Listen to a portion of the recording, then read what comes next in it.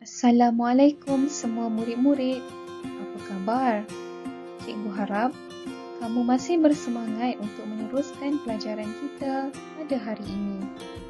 Bertemu kembali kita dalam kelas Bahasa Melayu bersama Cikgu Amalina.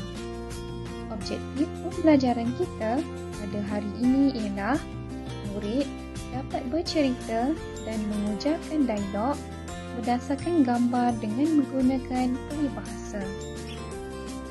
Jom semua. Dalam Bahasa Melayu minggu ini, kita akan belajar mengenai peribahasa yang terkandung simpulan bahasa. Apakah itu murid-murid? Mari kita lihat apakah itu peribahasa dan simpulan bahasa. Peribahasa bermaksud ayat atau kelompok kata yang mempunyai susunan tetap dan mengandungi pengertian tertentu. Dalam peribahasa ini, terdapat 6 perkara lain yang berada di bawahnya.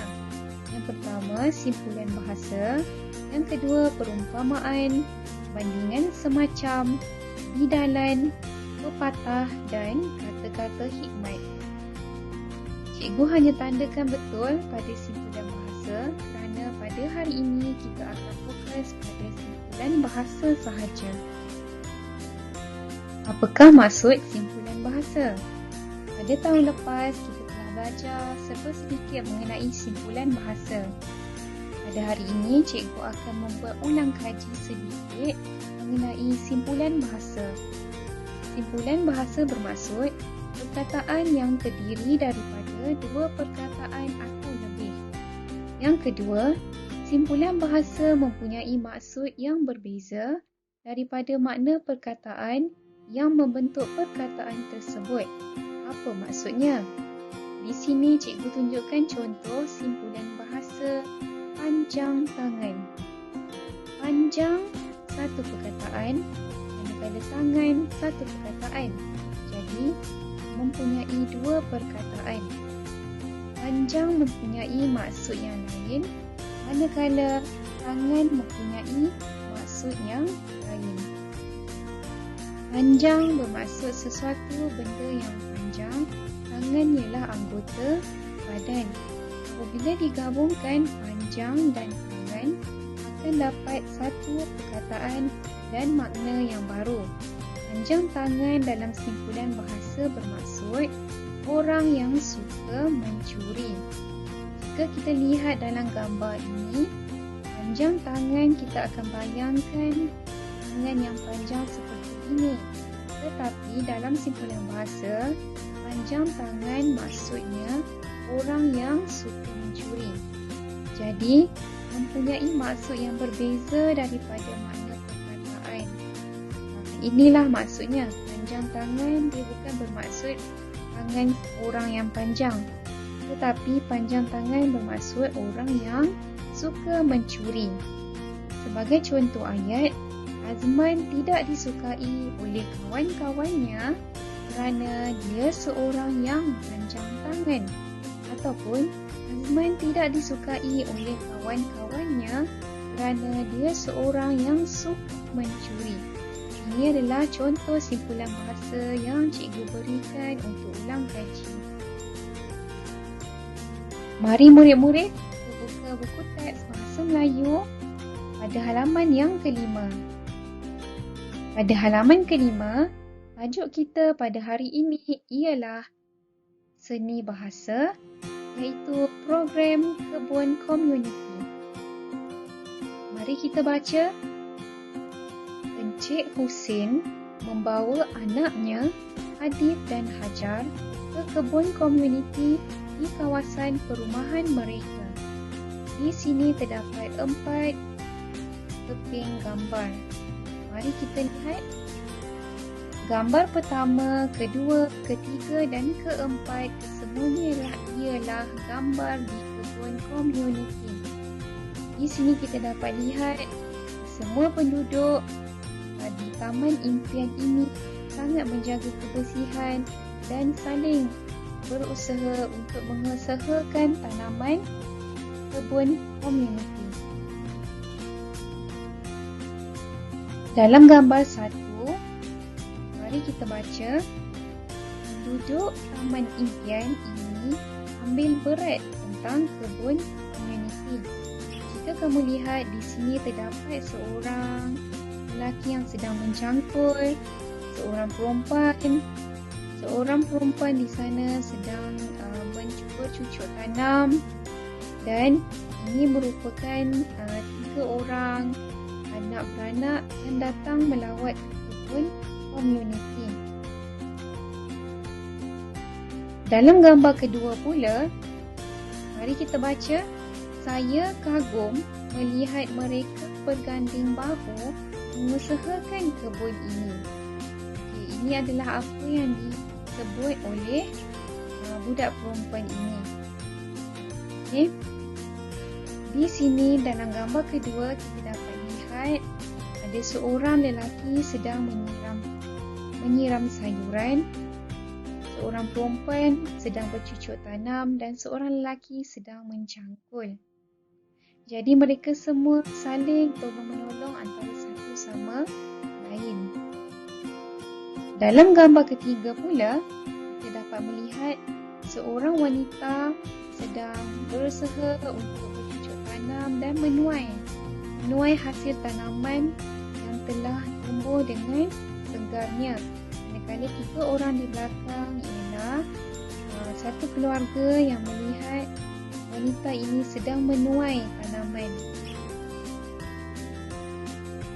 Gambar keempat pula kita lihat dapat kebun komuniti yang mempunyai pelbagai tumbuh-tumbuhan.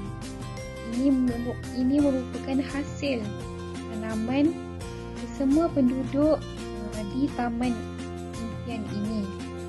Terdapat seorang lelaki sedang mencangkul, seorang lelaki sedang menyiram tanaman dan seorang perempuan juga sedang bercucuk tanam menuai hasil tanaman. Dalam gambar keempat ini, kita dapat lihat kesemuanya sedang berusaha untuk menjadikan tanaman mereka subur. Kita lihat semula pada gambar 1. Mari kita baca semula. Penduduk Taman Impian ini ambil berat tentang kebun komuniti. Seperti yang cikgu telah jelaskan tadi, peribahasa yang akan kita belajar pada hari ini melibatkan simpulan bahasa, iaitu mempunyai 2 perkataan. Di sini terdapat 2 perkataan, iaitu ambil berat. Ambil berat ini merupakan peribahasa dalam simpulan bahasa. Apakah maksud ambil berat? Ambil berat bermaksud ambil tahu. Maksudnya kita mengambil tahu tentang sesuatu yang berlaku di sekeliling kita. Jadi penduduk Taman Impian ni sangat mengambil tahu tentang kebun komuniti, tentang apa yang diusahakan oleh penduduk-penduduk setempat. Okey, kita lihat pula gambar kedua. Dalam gambar kedua ini, terdapat ayat yang diucapkan iaitu, saya kagum melihat mereka berganding bahu mengusahakan kebun ini.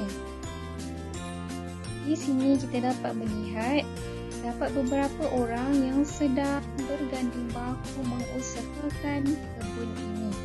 Apakah maksud berganding bahu? Berganding bahu bermaksud bekerja sama.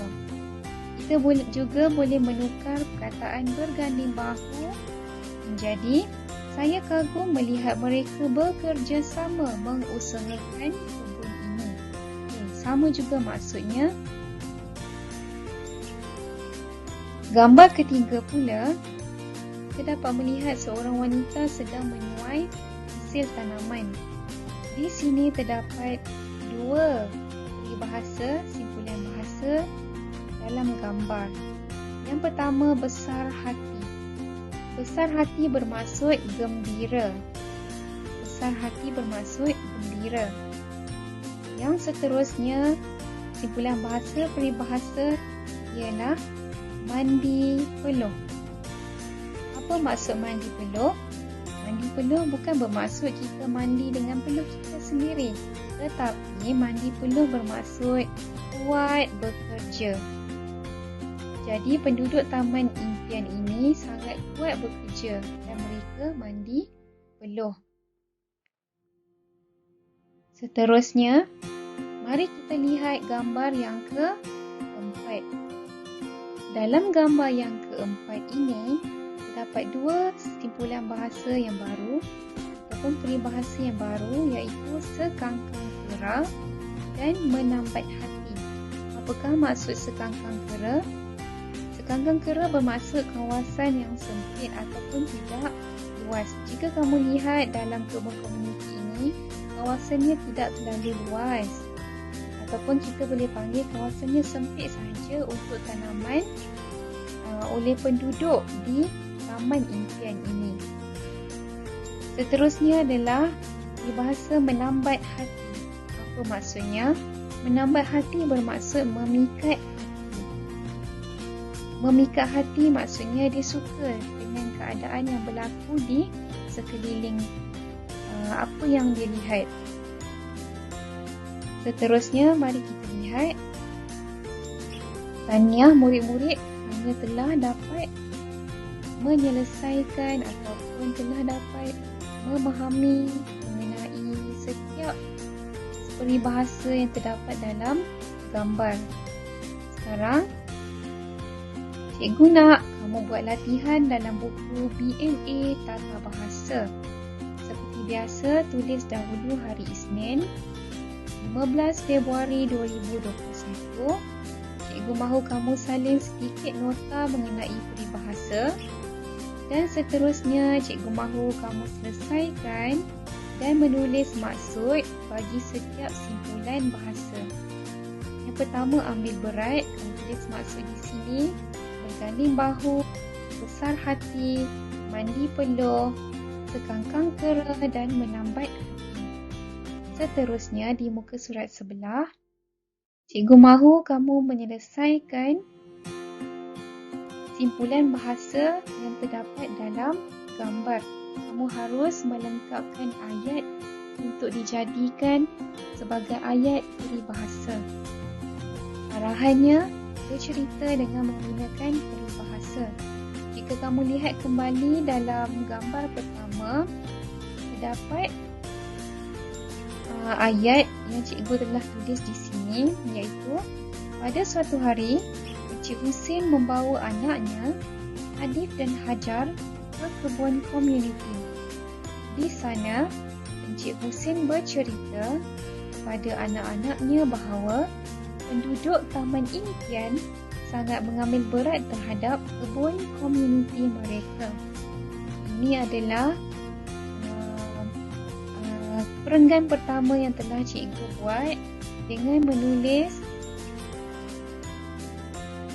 peribahasa mengambil berat. Dalam perenggan kedua pula, mari kita baca bersama-sama.